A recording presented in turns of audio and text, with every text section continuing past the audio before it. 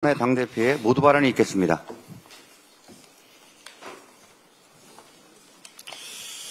윤석열 씨의 출퇴근 재판을 막아야 합니다. 지기현 판사가 날짜 대신 시간으로 계산한 해괴한 논리, 말도 되지 않는 이유로 윤석열 씨를 석방한 직후 대통령 경호처가 1분당 1000발의 총알을 발사할 수 있는 자동 소총 200정을 구매하려 했던 사실이 밝혀졌습니다. 구매 계획의 결제자는 경호처 실세였던 김성훈 차장과 이광호 본부장이었다고 MBC가 단독 보도했습니다.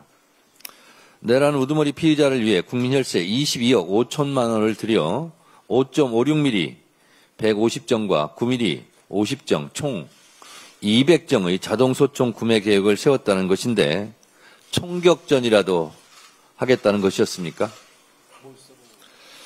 윤석열 2차 체포영장 집행 시 경호처와 경찰 간의 무력 충돌이 있지 않을까 국민들은 불안했었는데 지금 생각해보면 내란까지 일으킨 자들이 무슨 지신들 못했을까 상상만 해도 아찔합니다. 이런 위험천만한 윤석열 씨가 다시 석방될지도 모르겠다는 불안감이 엄습하고 있습니다. 문제의 지기현 판사는 윤석열 내란 재판을 침대 축구로 일관하고 있습니다.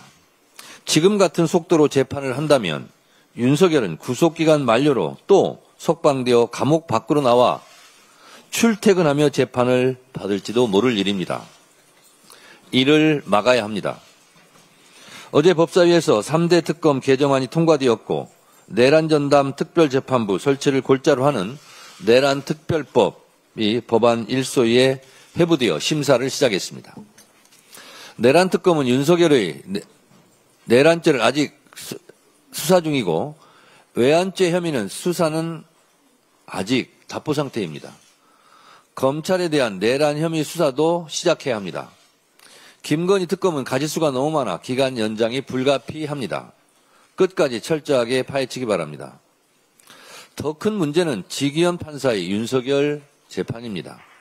정말 이러다가 윤석열이 다시 석방되어 길거리를 활보하고 맛집 식당을 찾아다니는 광경을 또 목격할까 국민들은 두렵고 법원에 분노하고 있습니다. 내란 전담 특별재판부를 설치하라는 국민적 요구를 어느 누구도 피할 길은 없어 보입니다. 법사위에서 신속하게 논의해 주시기 바랍니다. 조희대 대법원장의 번갯불에 콩 볶아 먹는 듯한 지난 대선 때의 선거법 파기 자판, 대선 개입 의혹, 지기현 판사의 윤석열 석방 등을 생각해보면 법원 개혁, 사법 개혁에 대한 국민적 여론은 어쩌면 법원이 자초한 것인지도 모르겠습니다. 다 자업자득입니다. 어려운 경제 상황 곳곳에서 긍정적 신호가 나타나기 시작했습니다. 최근 통계청이 발표한 7월 산업활동 동향을 보면 소비 지표인 소매 판매액 지수가 전월 대비 2.5% 올랐습니다. 또 어제 한국은행이 발표한 7월 경상수지는 107억 8천만 달러 흑자로 7월 기준 역대 최대치를 기록했습니다. 높은 관세의 여파에도 불구하고 8월 산업활동 동향에서도 우리 수출은 3개월 연속 증가했습니다.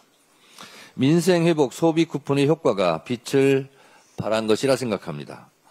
소비를 진작하고 골목상권을 활성화하는 경제 선순환의 마중물 역할을 톡톡히 해냈습니다. 많은 시민과 상공인들께서 덕분에 한숨 돌릴 수 있었다고 말씀하고 계십니다. 이번 주에 소상공인연합회 중소기업 중앙회 두 경제단체를 찾아 정책간담회를 가졌습니다. 복합 경제위기 파고 속에서도 꿋꿋이 버텨준 우리 기업들에게 감사드립니다. 특히 대한민국 중소기업은 우리 전체 기업의 99%를 차지하고 이곳에서 일하는 분은 1849만 명에 이릅니다. 전체 종사자의 81%에 해당합니다. 대한민국 일자리가 중소기업 발전에 달려 있습니다. 만난 분들 모두 우리 경제 활성화에 대한 의지가 아주 높았습니다.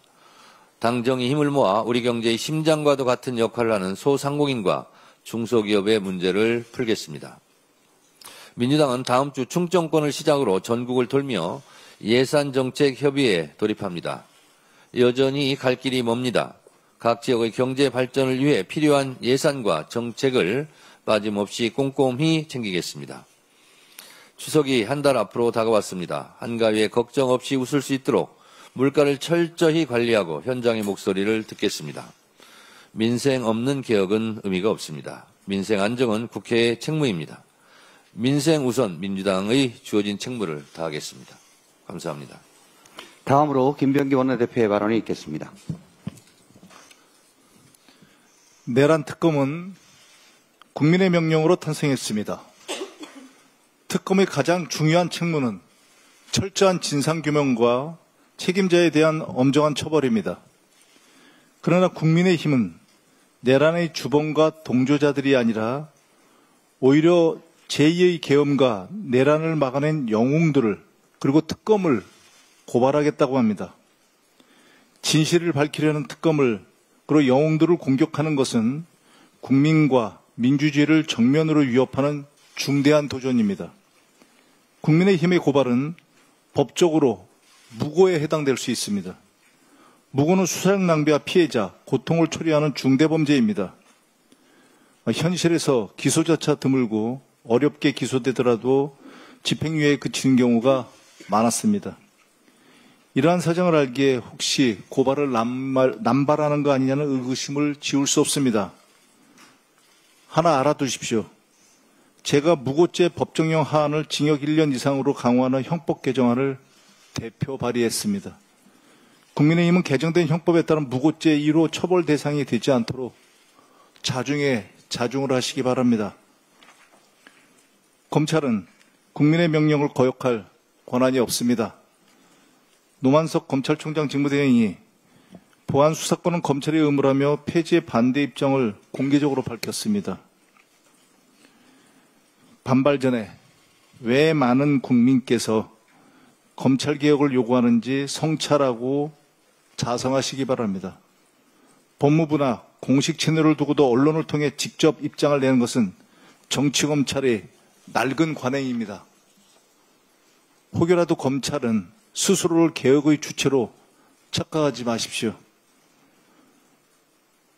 지금의 검찰은 그 누구도 부정할 수 없는 개혁의 대상입니다. 그리고 무엇보다 스스로 자초한 일이기도 합니다. 검찰은 권력의 방패가 되어 무소불위의 권한을 휘둘렀습니다. 이제 와서 국민을 지키겠다는 말은 헌에 불과합니다. 진정으로 국민을 지키는 일은 단 하나입니다. 본연의 임무인 공정한 기소와 법 집행에만 충실하는 것입니다. 민주당은 흔들림 없이 검찰개혁을 완수하겠습니다. 그것이 국민의 명령이자 시대의 정의이기 때문입니다. 국민의 3대 특검, 민주당이 끝까지 책임지겠습니다.